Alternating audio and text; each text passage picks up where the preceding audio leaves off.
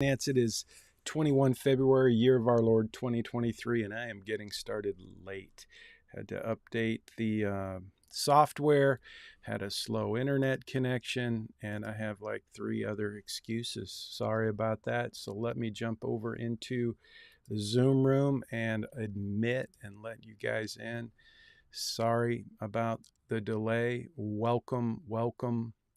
If somebody could please let me know that you hear me, that would make me feel better. Had a little issue with updating.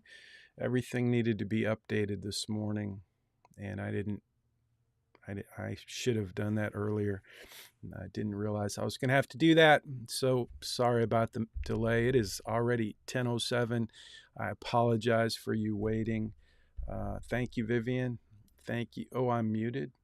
I think you're muted. Testing, testing. Am I muted? Yeah, I'm muted. It looks like I'm muted. So unmute my audio now. Can you hear me? Sorry about that. Can you hear me now? Yes. Thank you, Vivian. Appreciate that. Sorry about that. Here we go. Let's get started. Now, for those of you who are here in the Zoom room, welcome. And do know that you're always welcome to leave a comment, ask a question, speak up any way you want to be heard. I look at the chat box typically as I'm going through the day, through the lecture. So if you would please just punch in your name and time that you got here as usual, and that will serve as my role for the Zoom meeting. If you're watching on Facebook or the YouTube, we are streaming live. This video will be posted in your playlist for this semester. It's a spring 2023 semester at the University of Houston at the Bauer College of Business for personal finance. So if you happen to be watching outside of our cohort, welcome. You're welcome to watch and learn and listen and leave comments. But if you're a student at the University of Houston at the Bauer College of Business and you're part of our cohort, then please do leave a comment. Let me know you're watching either on Facebook or YouTube. And if you, as we go through the lecture, as I ask questions, please leave a comment and then I'll know you're participating as well. So we're going to review last week's assignment. Last week was the assignment 5. And we really talked about consumerism to set up the Credit Crush assignment. We talked about Billy and Sally and how Billy had purchased a truck, a used Ford F-150, and he took it for tires and ended up spending a lot more money than he expected. And he used one of the most aggressively marketed products on the planet. Anybody want to tell me what product that was? It's something that is used quite regularly in our culture of consumerism because this particular product allows us to purchase other products that we may not actually be able to afford because we have this specific product that I'm trying to get you to think about for a minute and tell me what that product is. So if you're on Zoom, you're on the hot seat. I'm looking at your chat, waiting for you to tell me what is the product we talked about last week in the context of Billy's Ford F-150 and the purchase he made for those 4 tires and the repairs and the upgrades, all the things that Sally, the super sales lady, sold to Billy. So there's Billy and Sally on the screen there. And as you know, they became attracted to one another and became an item, a couple. But first, there was some spending going on. So somebody tell me, what was it? What did they use? What did Billy use? What did Sally use to entice Billy to spend a lot more money than he planned on spending? She was the professional salesperson providing services and products from her company, Firestone. Billy was there to buy some tires. He had a coupon.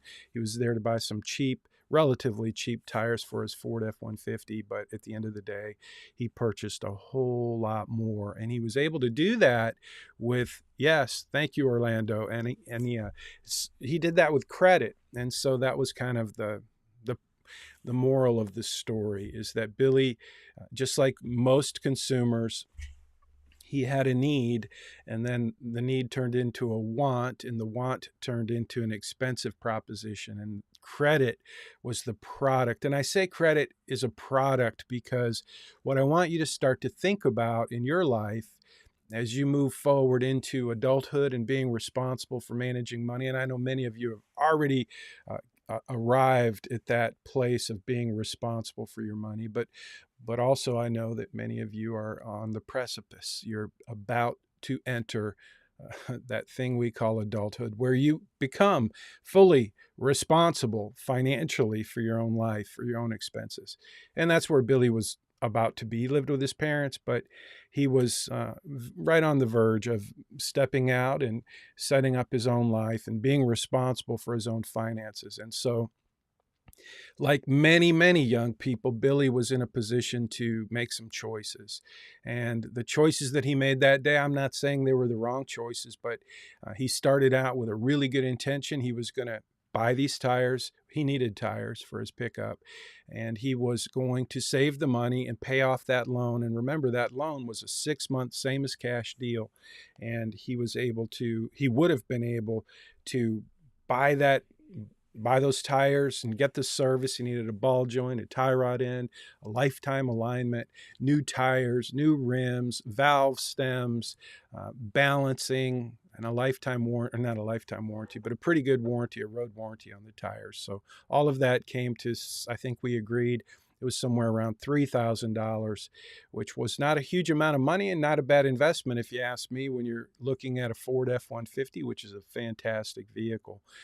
But Billy, put that on credit, and the credit was, remember this, it was 60 days, same as cash. So he could have paid that off. He easily could have saved the money, paid off the loan, and paid no interest payments, no penalty, no fees. That's what 6 months, same as cash, would have been.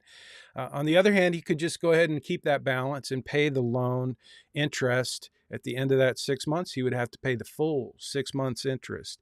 And we talked about what is the credit card interest. What's the average interest charged on a credit card? I was listening to Investopedia, I think it was yesterday. Maybe it was Investopedia, I can't remember. But anyway, they talked about how the cost of credit for credit cards has gone to an all-time high, and they said it was 25%.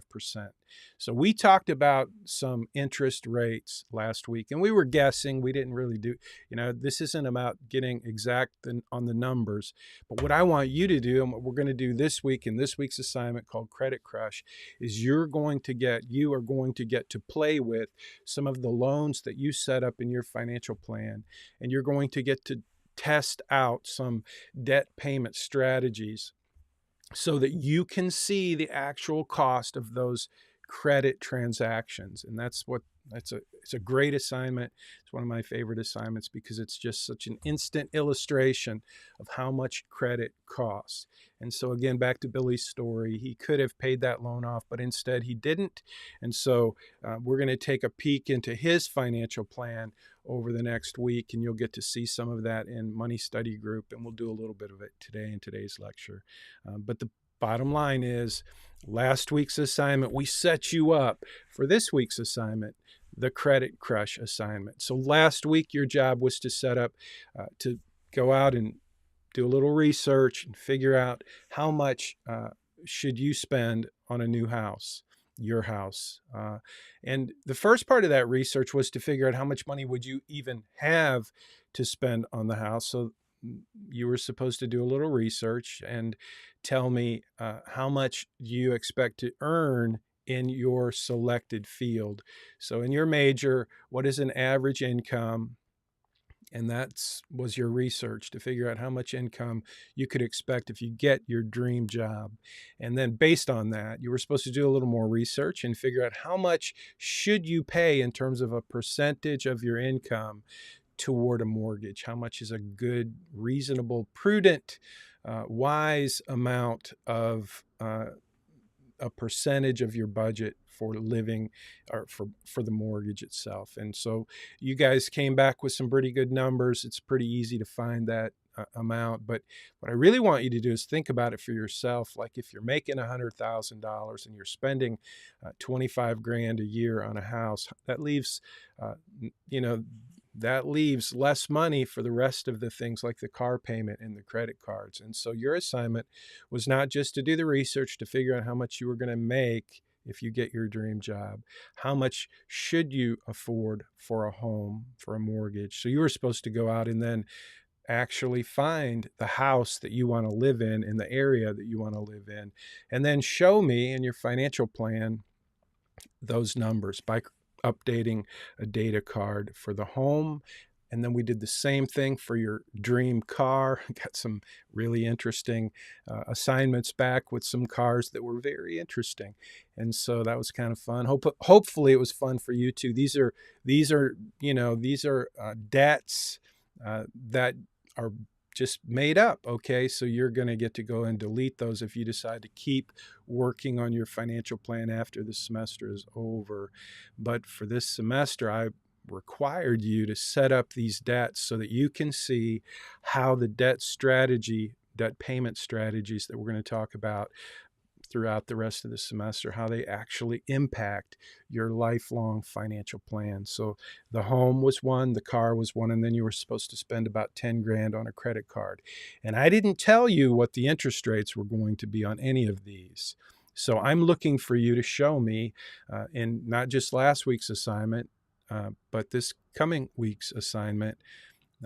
I'm expecting you to show me that you have a reasonable understanding of what the actual cost will be for these different accounts. So the mortgage, the car loan, and then the credit card account. So you're going to build those data cards in your financial plan, and each of those data cards has several different fields that allow you to think and have to do maybe a little research, or maybe go have a conversation with a couple of folks in GroupMe. There's lots of ways for you to get that right, but most of you are doing a great job, and I appreciate that. And we're going to go over some of the common mistakes. Most of you are doing a great job, and you're not even going to need my assistance because it's so self-explanatory, really, when you jump in to those data cards. But some of you are struggling a little bit, and honestly, some of you are just waiting till the last minute and not giving yourself enough time to do the assignment correctly, and you're going to pay the price with deductions. But those of you who are doing it early, you're getting the extra points for submitting the assignment early, and you're getting the learning as well. Now, let me just mention this last week, it's a long story. I was out of town. So I was very busy out of town without internet. So I didn't get a chance to grade your early assignments until really yesterday, I guess. And so I'm sorry for the delay. You still got the extra points. You just didn't get a whole lot of feedback. So if you did get some pushback or some deductions on your assignment that was graded yesterday, go ahead and make the corrections and resubmit that, and I'll be very flexible this week in terms of giving you some accommodation for the assignments, because those of you who turned it in early, that was one of my promises, is that by turning in assignments early, you not only get the extra points, but you get some extra feedback from me. And I try very hard to convince you all semester to do your assignments early, because the truth is, the way that money works, the way that managing money works, is if you stay ahead of the game, it works out really well. But if you're going to just be the person who is late all of the time, and you pay your bills late, and you're going to end up with a whole lot of extra cost in your life. And so I try to make this course kind of track with how life works. And so I give you extra points for turning your assignment in early. And if you wait until the last minute, I give you very little slack, very little leeway. You just get the grade you get without much help. So again, because I was late, I'm going to give you some flexibility. By the way, if you turn your assignment in early, and then I give you a deduction and I say, hey, you missed something, fix this and resubmit it. When you resubmit it, if you turned it in early, remember, please pay attention to what I'm about to say, because there's a number of students, I should say, who are not going to hear what I'm saying. And you could be their hero in GroupMe by reminding them that I'm saying this. When you turn in an assignment early and you get a deduction and you resubmit it, make sure you put a note in the little chat box. There's a little message box when you submit your assignment, and just remind me that you submitted the assignment early. And then I gave you some deductions or a deduction. And then when you resubmit it, if you put a little note in there to remind me that you turned it in early, I will be sure to give you the extra 10 points. In addition, if you corrected the issues, then you'll get all of the points, including the early points. But you need to remind me, because I get so many assignments. I don't keep track of, those that are pending resubmission. So you need to tell me that. So please do that. And thanks for that. Okay, I had a quick question.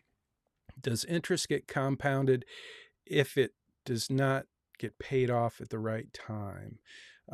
Yes, it does. So I'm assuming you're talking about a credit card or anything, a credit card, a mortgage, car loan. So yeah, the interest is compounded. Sometimes it's quarterly, sometimes it's daily, different ways they compound the interest.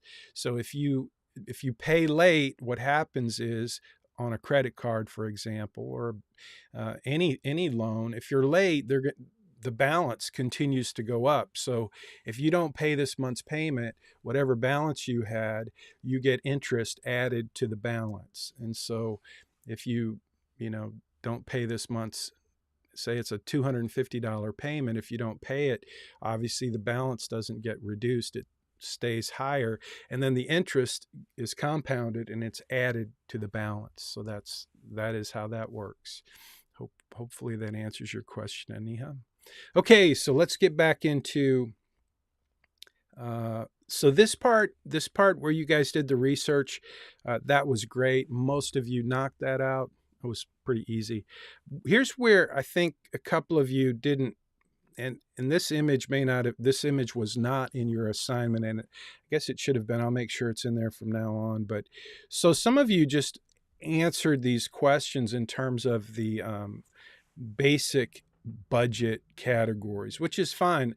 And I tried not to deduct if you didn't do the next step. The next step is really important, and I thought I made that pretty clear, but if I didn't, let me make it clear again. So yes, you need to be thinking about and making a list of these expenses, and there may be other expenses that you'll have in your life.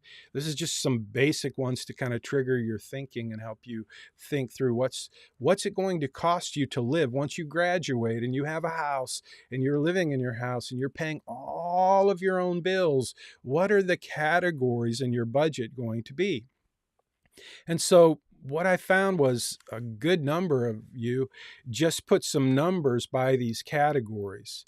And that's okay, but that's not the assignment. The assignment is for you to put that into your financial plan. So this is the data card where you have your living expenses, your pre-retirement living expenses. And this data card, it's important because this data card, that number right there, whatever that number is, it does a couple of things. First of all, it tells me that you're paying attention to the cost of your life, your living expenses. This is really an important number for many reasons, but just in terms of your performance in the course and the way that I'm seeing and tracking your progress is, do you get it? Do you understand how much it's going to cost for you to live? So as a person who pays the bills in my family, as a person who knows what it costs for internet, and what it costs for my iPhone, and what it costs for an oil change, and what it costs for gasoline, and for insurance, and for everything you can imagine, I know what the cost is, but I'm having to make the assumption that many of you don't know what the cost is for all of those things. And so when I see this number, and this is throughout the semester, when I see this number and it's low, like $2,500 or $1,500, I'm like, you're missing some big stuff. And The problem with that is that when these numbers are so low, because I know you're not spending that kind of money now, the kind of money that you're going to spend when you're responsible for your own living expenses. I know most of you are not spending that money now, but somebody is. Somebody's paying for your internet. Somebody's paying for your utilities and your phone and your insurance and your fuel or your transportation. Now, maybe you don't go anywhere. Maybe you don't eat out. Maybe you live very frugally, and that's great. But once you get out there and you're starting to work and you have a household, I'm going to expect that you have regular expenses. And so that's what I'm looking for. So I'm looking for those expenses that are in your life. You already changed your birthday, so you should be 10 years older now. If you haven't done that, do that this week. Just change your birthday, make yourself 10 years older, because remember, we're now pretending that you've graduated from college and you're working in that job where you're making the amount of money that you hope to make when you graduate. So in your financial plan, this is what I'm looking for, is to see if you understand the cost of living for that stage in life. So help me here, and just start to think in terms of what's it going to cost you later on. And so this is where I want to see those numbers. So those of you just submitted a list of numbers and categories. I may not have given you deductions last week, but you will get deductions moving forward if you don't give me this screenshot with good numbers. Good numbers meaning numbers that demonstrate that you understand the cost of living. Okay, that's a big piece of the puzzle. And again, these numbers flow into your financial plan. So I'm going to scroll down. This is supposed to be a GIF file. It didn't come through and I didn't have time to fix it, but it's a moving image that shows your retirement analysis. So as we move forward, you're going to see that, and you probably have already seen this, many of you have, there's a section of your plan called retirement analysis. And in the financial planning portal that we're using, the software, the biggest piece of that entire software flows into this retirement analysis. And so when we look at your retirement analysis, which is a big part of your capstone assignment, it's a big part of your financial plan for anyone. The retirement analysis is driven by how much expense do you have in your life, and how much savings do you have in your life, and how much growth do you have with the savings in terms of investment growth.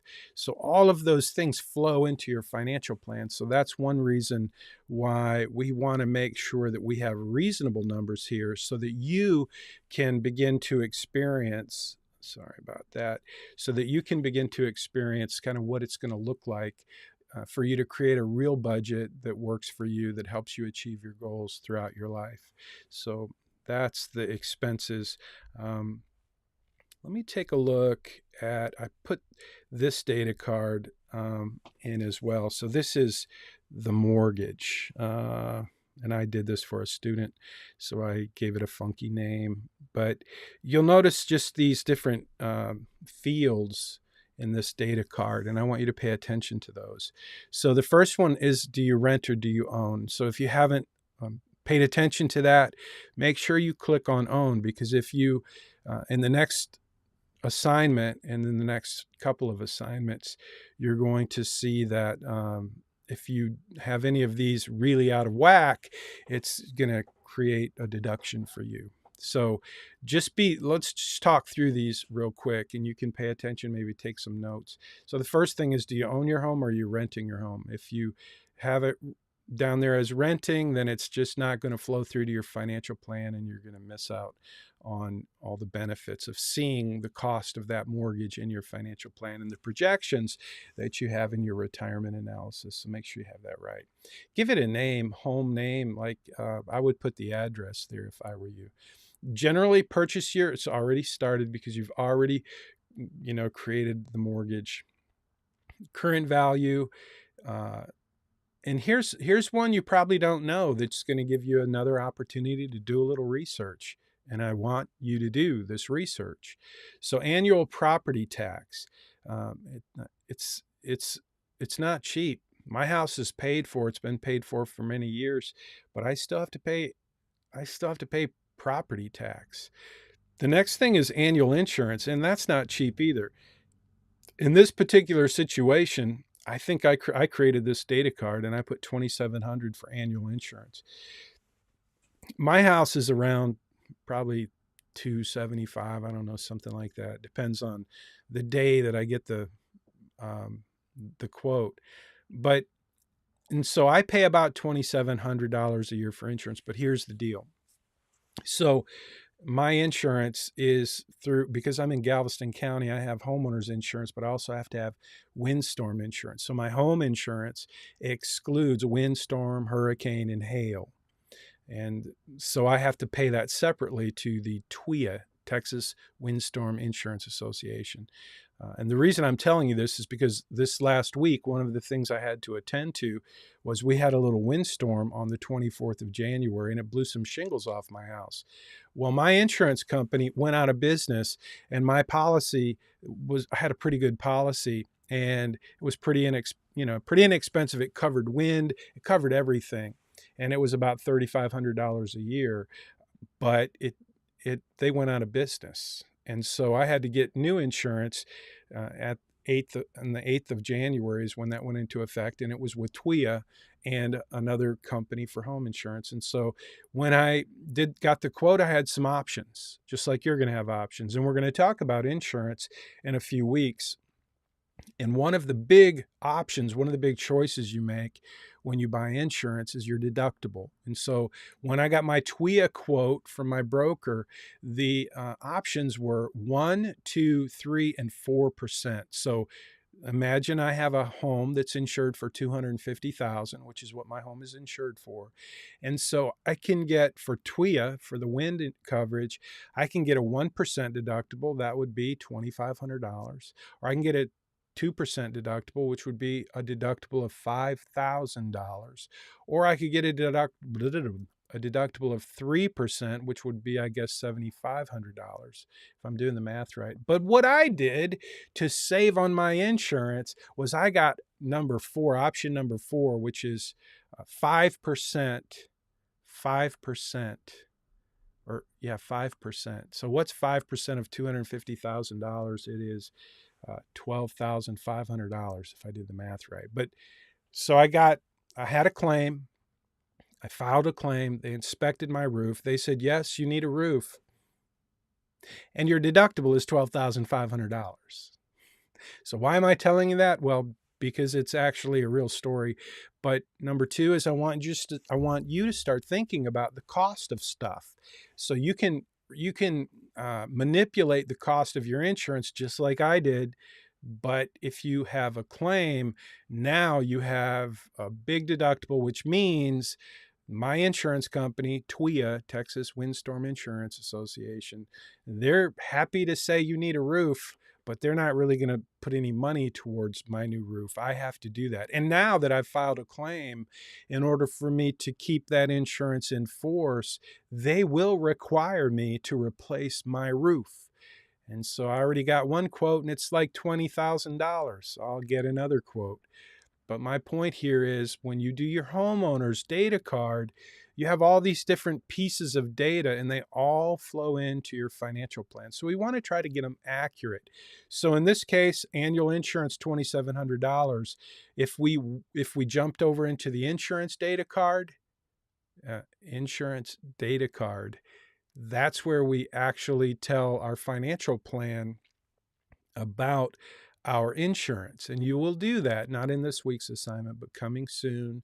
If you want a head start, if you own a home, you're going to not just have a mortgage, you're going to have a property data card. And not only are you going to have a mortgage data card and a property data card, because one is a debt, one is an asset, one is a liability. The mortgage is a liability. The home is the asset, and that's why we'll need a data card for that.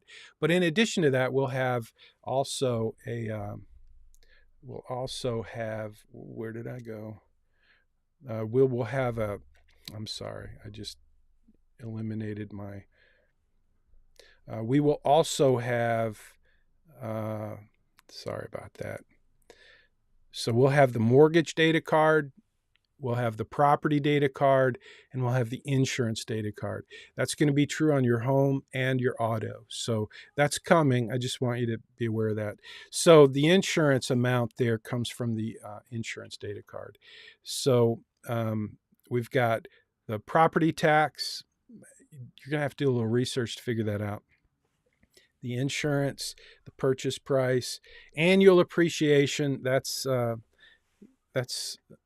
something that is a little bit subjective. You're not going to know, but you're going to need to do a little research to figure out what should you expect in terms of the appreciation of the property, and then also how much do you expect the taxes to go up. And now here's one that many of you kind of miss, and that is annual maintenance. So just be aware that if you own a home, I promise you're going to have annual maintenance. And so in my case, if this were my data card, I would have to think about my insurance deductibles, just like you would do.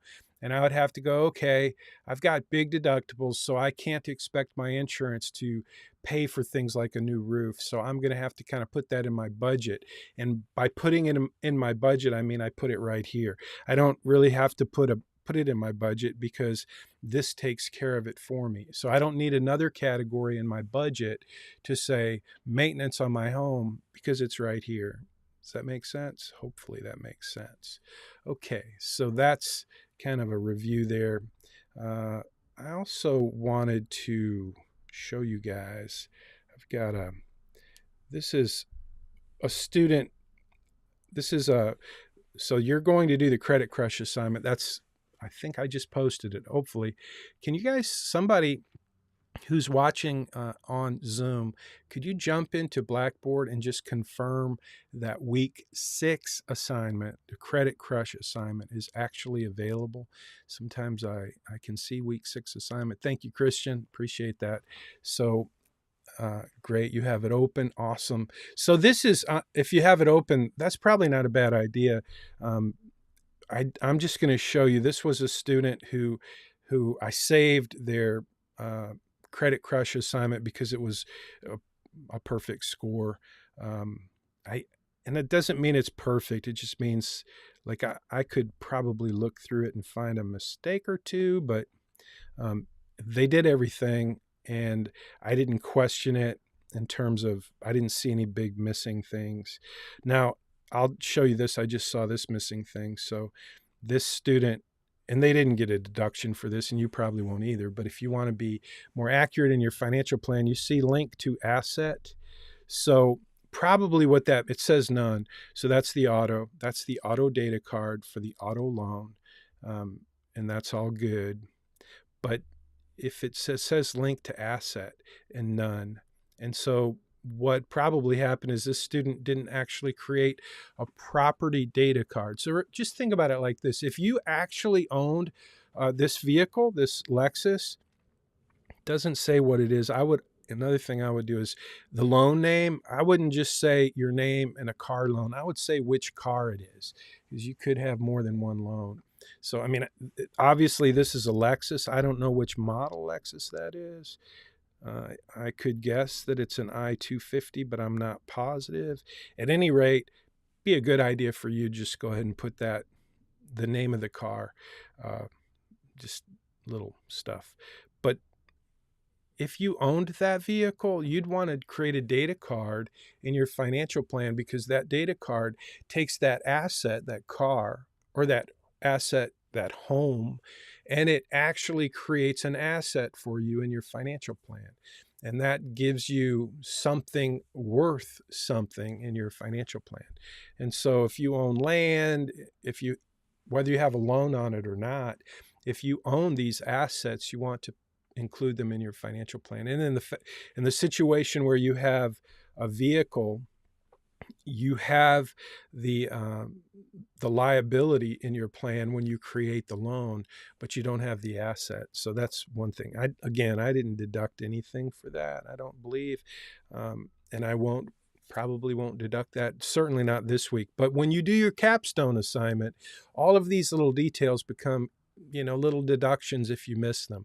So I'm telling you this so that you can just kind of be thinking about the accuracy of your financial plan. And really, I want you to understand how the whole thing is a representation of your life. Because when we get into your retirement analysis, I want you to understand how it all works. If you can understand how a financial plan works, it will help you tremendously make good choices about money throughout your lifetime. So that's what these are all about. But this week's assignment is really about the debt strategies, but the debt strategies don't work so well if we don't have the data cards correct. So get the data cards correct. This is the credit card. Let's see what kind of interest. So, and again, I don't think I deducted, but I will be looking for this from you to know that right now, today, the interest rate on credit cards is higher than it's ever been. So for this credit card to have an interest rate of 5.2% is highly unlikely, significantly over optimistic, which again is going to really impact the projections, the trajectory of this financial plan. So it's a big balance, minimum payment, monthly payment, but that interest rate is way too low, and it's going to make a huge difference in terms of a realistic projection for this imaginary credit card. So let's see, I think here's where this is the fun part of the assignment. So you will see when you go into your and I'll show you this in just a minute. Before we go, I'll show you where to go to do this. But I need this screenshot from you to show which strategy you selected for your financial plan. In fact, I think I'll do that right quick. I'll just jump into Right Capital. I think I have it right there. I'll jump into Billy's plan, and I'll just play with his login again.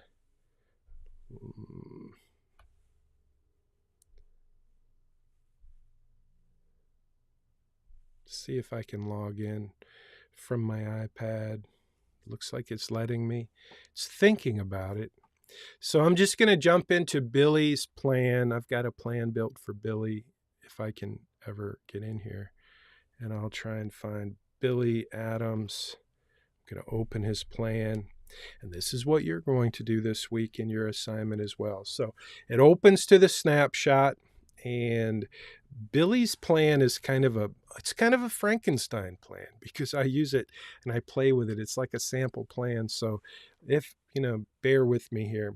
So you guys, if you're not in your plan, if you're watching on YouTube or Facebook, you might want to jump into your financial plan as we go through the next couple of steps and do it with me. It'll help you establish a little bit of confidence as you navigate your plan. Same with those of you who are here on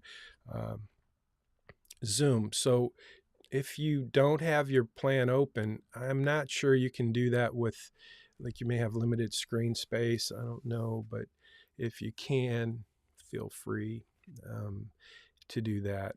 So I am now I'm looking at Billy's plan, and I see those upper tabs. And remember, this navigation, from a navigation standpoint, your financial plan has these upper tabs. You've got dashboard, investment, retirement, and then all the way to the right on the upper tabs is your profile. So just get familiar with the dashboard and the profile. Those are helpful. Dashboard, profile. When you go to profile, you see there's all these different lower tabs, and those are the ones you did originally when you set up your plan. Net worth, goals, actually savings, expenses. So if we go to expenses, for example, that's where we would have this monthly expense recap. In Billy's case, we've got the simple approach, which isn't going to work for you. You need the detailed. That's where you would do that. So just, again, a quick review of navigation, dashboard. Dashboard takes you here. And this is where, from dashboard, you're going to go to debt. So this is where we get to click on the action items for this week's assignment. And we can, same priority. These are 3 different strategies, and I want you to play with them. I want you to see what it looks like in your plan to use different debt payment strategies. This is what we do for clients when we're trying to figure out what's the best way forward to help a client get out of debt, or at least, just make wise choices with their money. So same priority for all debt is one. You can see in this case, Billy's going to save a redonkulous amount of money if he uses this, because what we've done is we've added $550 to his actual payments. So he has all these debts and he's making his payments, but in this case we said let's add $550, and by doing that, because he has such a redonkulous amount of debt, it reduces his overall lifetime savings by $20 million, which is crazy. So it's probably crazy. But if we did highest to lowest, and then I hit refresh, let's see what that does. So that saves him $42 million. But this is what I want you to do for yourself. Lowest to highest balance, that's the other one. I hit refresh. So this is just how you do it. And again, you're in dashboard.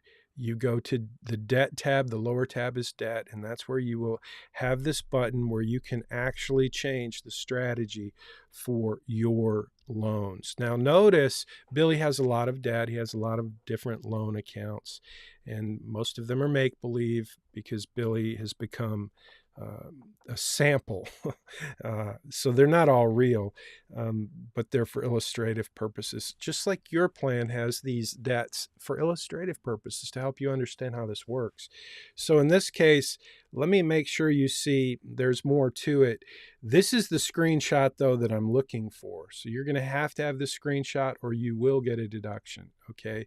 This tells me that you basically took a look at the debt payment strategies and you picked one. And this is the screenshot that shows what the results of your choice would be in your financial plan. So this is an important screenshot. But in addition to that, I want you to tell me what you learned when you played with these different options. So I want to know what you found. I want you to do a little playing around. It won't take long, but it's important for you to pay attention to what you're seeing. And don't forget, you can play with this as well. So if we wanted to, just stretch, really pay off the loans quicker, say that Billy gets a raise at work and he wants to really attack his credit. Now we're paying $2,300. Let's see, what would that do? Some of these numbers are just not working because something's out of whack in his plan, and I'm not sure why. But for your plan, just be aware that you can add or you can add a little money, and feel free to do that to see what it does to the trajectory of your debt. So here again, up here you have 3 tabs: strategy, payment, and details. And what you're going to want to do is just take a look at that and get familiar with it. So it lists each of the accounts and the balances and the interest rates and the minimum payments and the current payment and the proposed payments.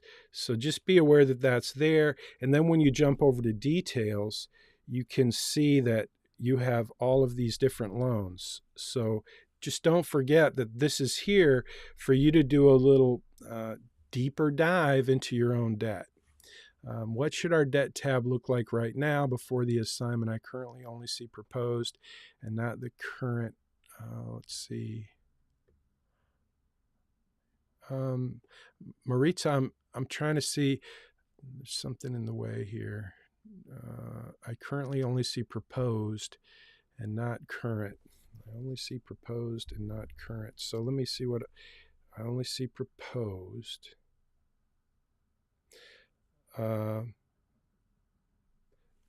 Maritza, I'm assuming you have some data cards for your debt.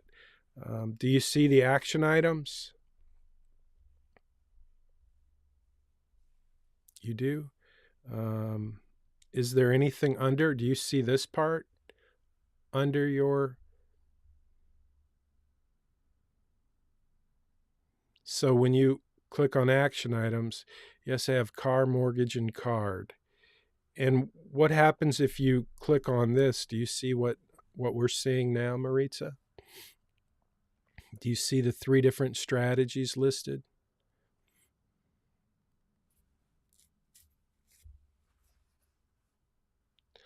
I'm waiting for your answer. When you click on this action, yes, I refreshed and now I see it. Great. Yes. So you probably won't see proposed until you actually make a change and hit refresh. And then you'll get this screen that shows the total savings. Whoopsie daisy. So that's, in a nutshell, that's really the crux of your assignment this week, is to play around with those strategies. And I really hope that you will, well, what we're going to do is, so I'm just going to give you a heads up. This is what's coming. So profile is where everything happens in your plan. That's where you add accounts. And this is, by the way, we talked about property. If you had an insurance, you can add your home insurance, homeowner's insurance here, your auto insurance. That goes, everything that you add to your plan can be added from right here. So property, it looks like Billy already has property. So he has his primary home. And this is what that data card looks like for his home. And I think he's also got a car. Yeah, he's got his car loan, his student loan. We don't have insurance added. We could do that. We do have insurance there. So that's what that data card looks like. You'll be doing that. That's not required for this week's assignment, but just to give you a heads up of what's coming, these are what's coming. So back to the navigation, I want to make sure you know where to go. Dashboard, this week you're going to spend some time right here in the debt tab, but you're always going to want to pay attention to what you have built in the profile. And you got this blueprint over here too, which is cool. We just added that. We will get to that. By the time you work on your capstone, you'll have a pretty cool blueprint. And that blueprint will be a representation of your financial plan and the goals that you have in your life and the cost for those goals. It's a really good way just to illustrate everything that's built into your plan, and it'll be kind of a cool part of your capstone assignment. So it's got net worth, goals, income, savings. But I want to show you one more thing before I let you go, and we're almost out of time. So we've got dashboard on the left, upper tab. Dashboard is upper left. And every time I click on one of these, notice that there's a whole new set of lower tabs. And you'll become familiar with these lower tabs as we go through the semester, because that's how I'm going to teach you about asset allocation and some of the other things you're going to learn. So when we get to retirement, which is a big part of financial planning, and it'll be a big part of what you learn this semester, you'll see all of these different lower tabs: analysis, stress test, Social Security, Medicare, cash flows. And so I want you to pay attention. Just know that it's here. This is not an assignment. It's just to make you aware of what's coming. So we have this analysis tab, and we have a lot of tabs under here that help you take a deeper dive into your financial plan. So if you're a client, if you're someone getting financial planning advice from a guy like me, these are the tools that we use to kind of not just illustrate your financial plan, but try to make some good, wise choices in the context of your financial situation. For you, in this course, this is where you're going to show me that you understand how all of these different elements come together. And I'll teach you that as we go, but right now I wanted to just show you this part of your financial plan, because this is really where everything flows in, and it's the most complex and most helpful part of the financial planning software. And so you see these action items under here. So if you look through your plan, you'll see that as we go forward, Everything that you're doing in your financial plan is going to show up right here. So if you want to see what if this, that, or the other thing, what if you changed this or that, this is the page, this is the screen where you can go and make real changes in your financial plan and see what that does to the analysis. And this is what we're always working on, the probability of success.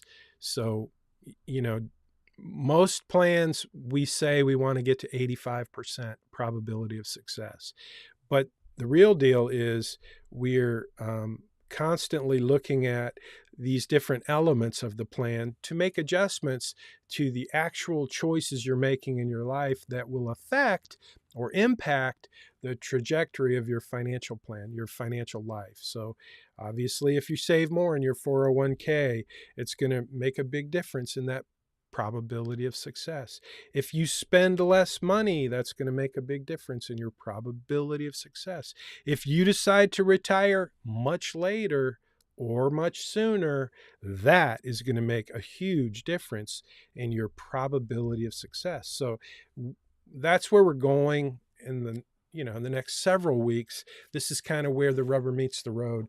But all of these pieces of the puzzle that we're building today and next week and last week, especially this week, Credit Crush, I want you to learn how important it is to have good strategies to pay off your debt.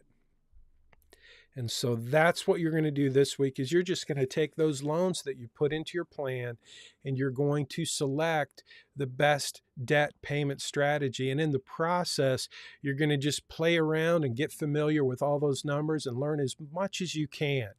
And I don't want you to feel pressured to become an expert here. I just want you to be able to play around with those loans that you built and create a strategy in your plan. Select a strategy based on these three options and just see what happens to your plan. And we'll come back to this again, but this week, that's what Credit Crush is all about. And don't forget, you can also adjust this if you want to see what it does. But I'd start with 0 just so you can see what these there are 3 different debt payment strategies. Same priority for all debt, highest to lowest interest rate, and lowest to highest balance. And before I let you go, last thing I'm going to say is if you're not familiar with Dave Ramsey's baby steps, one of the baby steps is just to pay off all of your debt. And so to do that, Dave Ramsey teaches this thing called the snowball effect. If you're not familiar with it, you might want to Google it. You might have it may be somewhere I have some posts from the snowball effect. I wrote about it in my book, Make Your Money Count, but it's a very simple approach. And here's how it works is you take the lowest balance that you have. Let's say you have 10 credit accounts, okay? 10 accounts that you have debt. And you decide you want to get out of debt. You want to do what Dave Ramsey says and become debt free. Believe me, that's a powerful thing to do. It's a great goal to have. And so if you chose that goal and you needed a plan to achieve that goal, the snowball effect is a great strategy, a great way for you to achieve that goal. Here's how it works. Assuming you have 10 different debts, you take the one with the smallest balance, and maybe the payment is only $15 a month, but let's say you owe $500 on that account. And you decide you're going to pay that account off as soon as possible. So you just take your extra $50 a month or $100 a month and you get that paid off. Now you have that extra money, whatever amount you had monthly for that account, plus whatever extra you can throw at it, and you take it to the next account, the next smallest account. Maybe it's $1,000 this time, and you get that one paid off. Now you've eliminated 2 accounts that you've paid off, and you've eliminated those accounts and that debt. And so what happens is psychologically, we typically, human beings that is, pretty much we all have this in common, we feel good about progress. It's one of the reasons I asked you at the beginning of the course, think about what kind of progress would you have to have in your life? If we met 3 or 5 years from now, what kind of progress would you need to see in your life to feel good about your progress? What would have to happen in your life? What kind of things would need to change for you to feel good about your progress? And so this is the snowball effect in paying off debt using the smallest balance first. Really, just it's a psychological thing more than anything. Technically, it's probably not the best. You get to play with your loans and see which one works out better mathematically.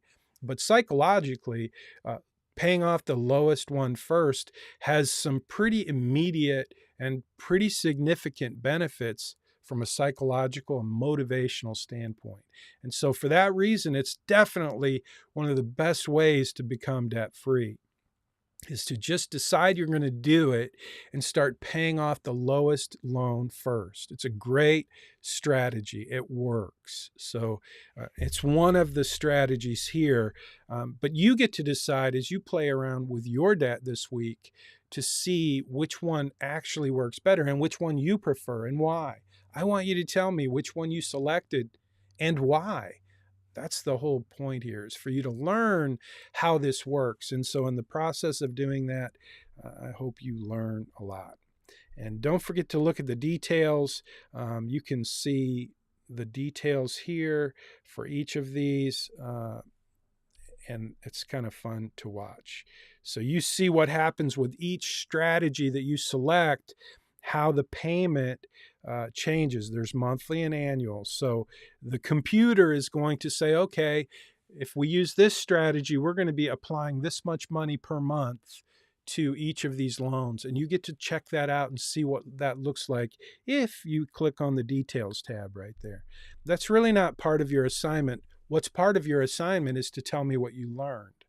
And so for you to do that, it might make sense for you to click on each of these tabs and just become familiar with what happens in your financial plan with respect to those debts that you have when you make these selections for each of these 3 different strategies. So I'm going to see if there's any questions. I'm taking a peek into the chat box now, and I don't see any questions. So what I'm going to do is give you guys a minute to ask a question if you want to, and I'm going to jump over to the live stream, and I'm going to end the live stream because it is time for us to finish for the day. I hope you guys have a great week, and I'll see you next week. If you're watching on Facebook or YouTube, we're about to sign off, but please, before you go, leave a comment below, like the video, subscribe to the channel, and you'll get a notification whenever we do this again. So thanks for being with us. Have a great day. I'm going to hit the end